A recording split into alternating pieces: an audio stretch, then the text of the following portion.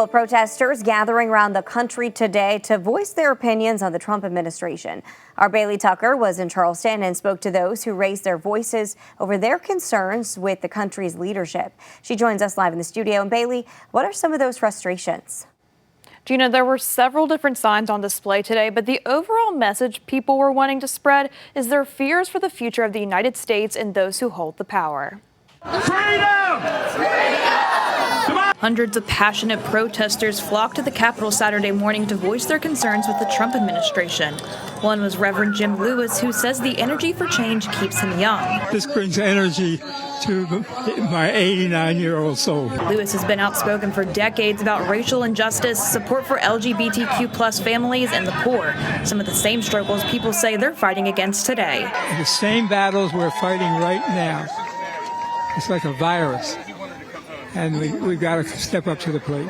The grassroots organization 5051 declared April 19th Day of Action, calling on groups across the country to stand in defense against what they call executive overreach. Art Lane, a founding member of United West Virginia, a group that's fighting against the current state of the country, says he hopes those who see the protesting will educate themselves on the fears people are having. I want them to stop and think about the signs that they're reading. I want them to stop and maybe they need to do some research.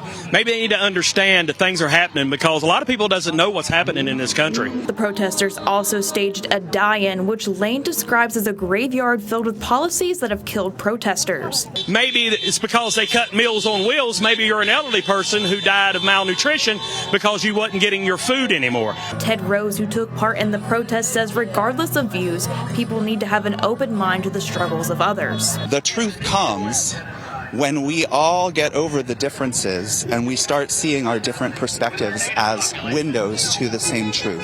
Despite the feelings of these West Virginians, Governor Patrick Morrisey has been supportive of Trump's agenda, going as far as banning DEI initiatives from receiving state funding. We want to have a review of recruiting, of retention, of programs, of policy, or any issue which might express an inappropriate preference for race, for sex, for national origins.